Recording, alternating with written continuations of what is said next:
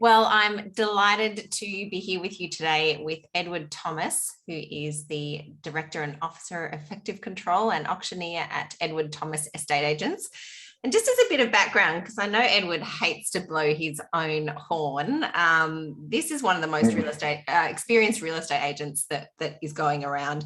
Edward's coming up to 25 years experience as a real estate agent. I am, and yes, that includes 10 years with his own branded agency here in Kensington. He's also the most recommended agent in Kensington. 5-star reviews. He sold 69 properties in the last 12 months, and he has sold the most properties in Kensington, in Melbourne's inner northwest. He runs a team of 8 people, and they punch well above their weight in terms of what they look after. So there's the sales, but also 500 properties under management. So I'm humbled to be in your presence, Ed. Thank you so much for your time. Thanks, Narelle. No problem at all. Nice to be here. And yeah, nice to see you with your whole background and everything else. No problem at all. Now, I know you are absolutely slammed at the moment, so we're going to keep this short and sharp, but just tell us, we've opened up for a few weeks now. What's going on? What's the word on the street? Yeah, to be honest, it's manic. Probably is the best word to describe it. We have been absolutely inundated with listings, but also, which is a good problem to have, but also inundated with obviously inspections, where we might conduct a half an hour to a 45-minute open for inspection. We might have 18 to 20 groups going through, obviously allowing for one person in, one person out. An example of this is one that we've got on the market at the moment, number 20 The Crescent in Kensington. Our inspection started there not last weekend, the weekend prior at 8:45, and we finished at 11:30, having the 5 to 10 minute gaps between the inspections. So yeah, I think that most agencies across Australia at the moment are being slammed, and what we're seeing is a very, very strong real estate market. Yeah, and clearance rates almost at the 90% level from last weekend. And it's not just a problem for agencies and resourcing, as you say, you need to resource these open for inspections. I'm curious as to how our vendors are managing. They're trying to presumably homeschool and work from home, and now we've got really extended open for inspection. How are they doing? Look, they're handling it quite well. I think the answer to that, Narelle, is I think everyone's got so used to what the new normal is that if you wound the clock back 18 months ago and you thought we were going to go through any of this, you would have thought that how is the Western world going to cope? How's the real estate market going to cope? How are the money markets going to cope? The stock market?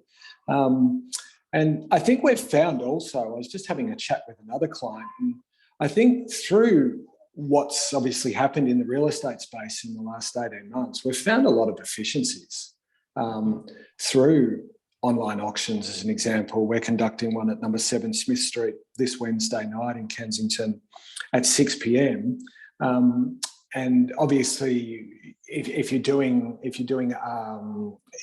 got the traditional on-site auctions, it means people have to leave work predominantly early or have to be there, or if they're interstate, if they're living in Geelong or they're not living in the inner northwest, it makes it a lot more efficient for people to be able to bid and attend, that they can do it from their lounge room. So I guess, despite an answer to your question originally, is how the vendor's coping with extended inspection times, etc. I think everyone's just expected that this is a new norm. We're hopefully coming to the back end of it. But I think a lot of those efficiencies that we've found over the last 18 months will stay in the real estate industry. Like, we don't plan on stopping online auctions after these lockdown measures finish. If that's a long way around of answering your question. Yeah, definitely. So you're not going to miss being out front in the street. You're such a good auctioneer. Well, I think we're going to do both, and you still get to show some of your flair and style, etc., online. And it's not to say that we'll be doing all of our auctions online by any means, but I think for the right type of property, depending on the time of year, depending on whether it's going to be a midweek auction or a Saturday auction, there's been a lot of midweek auctions across Melbourne in the last especially in the last 3 to 6 months, where the market hadn't really seen that, opposed to a few Thursday night auctions when it was coming up closer to Christmas. But I think those midweek auctions are here to stay. So whatever work-life balance you might have had before, Ed, totally out the window, and now, of course, That's gone out the window at the moment. Correct. I've sort of, in terms of work-life balance, I've kind of had to kick the can down the road until at least kind of Christmas, and we've lost a lot of time with lockdown. So not just ourselves, but as I was saying, most agencies in Victoria are obviously making up for lost time. Yeah, and as you say, that flexibility of being able to hold auctions during the week will give you that extended time frame to get through that backlog, I guess, of pent-up listings that you're wanting to get out onto the market. And I think also, Narelle, it'll also help buyers as well, because if you're a buyer and you've got auctions going on and you're going to one in Kensington and you might be looking in a search of North Melbourne, Fitzroy, Parkville, maybe Yarraville, wherever it might be, I find speaking to buyers that they find it hard to squeeze everything in on the Saturday. So it does help to... Yeah, we've forgotten about traffic as well. Crossing Melbourne, on a Saturday can be a nightmare. Added stress Correct. to an already stressful situation. Correct. How different are you finding it this year coming out of lockdown compared to when we came out last year?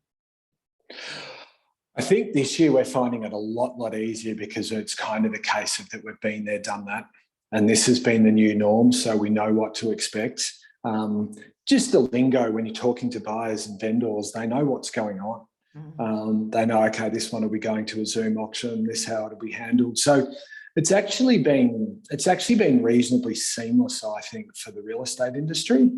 Of course, when we were in complete lockdown and we couldn't physically show buyers through properties, there was a couple of properties we sold that the buyer didn't physically go through the property, so they bought them unseen. So they bought them obviously sight unseen, which is rare. I mean, I heard of stories of happening across Melbourne, but I guess outside of that hard lockdown, we've been able to operate, maybe not as normal, but we've been a lot less affected than other industries.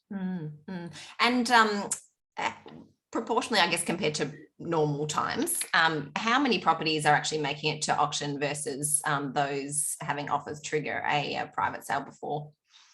Good question. I would have thought before these times it would have been probably 60 to 70% would have made it through all the way through to auction. I reckon at the moment it would be less than half that would be actually going through to auction. I just think with the uncertainty out there, and with the buyers that are ready to go, and it's one of those things about it, you talk about efficiencies that you can, if you've got 3 or 4 people looking to purchase there and then, you can set an auction date in a week's time. You can have one open for inspection, set an auction date, you've got the market there, you've got the theatre there of the online auction, and be able to take it to auction straight away. And I'm finding that we're even using, obviously, like Zoom meetings and other technology for listings that aren't being sold through auction, that are listings that are being sold. I've got a great example of one that I sold in the Ridgeway last week. It was just a for sale. The price we were estimating was 1 to 1.1 million. We had an offer come in for just under the top end of the range. Three people were still wanting to contest the offer. And we had a Zoom, it wasn't an auction, but we had a Zoom meeting between myself and the 3 buyers. And for all intents and purposes, it wasn't an actual auction, but it was like an auction. Boardroom auction. And it ended up going for almost an extra $150,000 above where we called the property on the market at. It's undisclosed, but to give you a rough idea of what it sold for. So what advice would you have for buyers then at the moment to be successful? Look, if I was a buyer to be successful, I would make sure that I speak to all the local agents that there are in the area specifically that they're looking to buy in. Hypothetically, you might be Flemington, Kensington. I would chat to all of the agents that are working in that marketplace. And you might have different other areas as well that you're looking at, but just to make sure that you're getting on their books if there's any off-market opportunities. We're not doing a lot of off-market opportunities, Narelle, because we're suggesting to our vendors that even if we do have a buyer ready to go, still to at least go online and still to open it up to all of the market. But number one would be to make sure you make the contact with every agency that's in the area that you're looking to buy and make sure you're on their books if there are off-market opportunities. Probably number two is just to be organised. I think if you can go in there, and obviously you don't want to put yourself in a position, but wherever you can, if you can offer an unconditional contract, it makes your offer stronger. So to have a conveyancer, have your finance person ready to go, make sure your finance not lapsed, so that if you do see that property, that you can jump on it. Because something that I've found in the last 18 months is that people are making decisions so quickly. So to be organised, to be on the books with everyone, and obviously to scour the websites like obviously realestate.com is probably the number one. That's obviously the number one, still the number one place to be looking for real estate, and make sure you're on. Yeah, and I think if buyers can understand that what might have played out over a course of maybe a week or two is now playing out over a matter of days. As you say, organisation, knowing the stock, the comparable sales, so you can price something accurately, and doing that diligence to make sure that it is exactly what you think it is that you're buying. Is critical. Oh my gosh, such great advice, so many gems in there. I'm going to let you go because I'm sure that there's been 5 missed calls during this short time I've been able to steal you away. Grateful, absolutely so grateful for your time. Good luck, and I'll see you online this Wednesday at that auction in Smith Street. Should be a cracker. Thanks so much. You will indeed, Narelle. Thank you. Thanks for your time also. Take care. Ta. Thanks.